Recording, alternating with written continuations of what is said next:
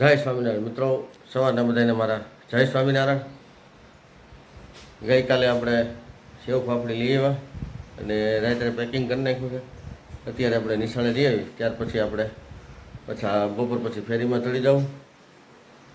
ને વરસાદ આવે એવું તો અત્યારમાં થોડું થોડું લાગે છે, પણ કાંઈ આવે એવું લાગતું નથી. વાદળા ખૂબ છે.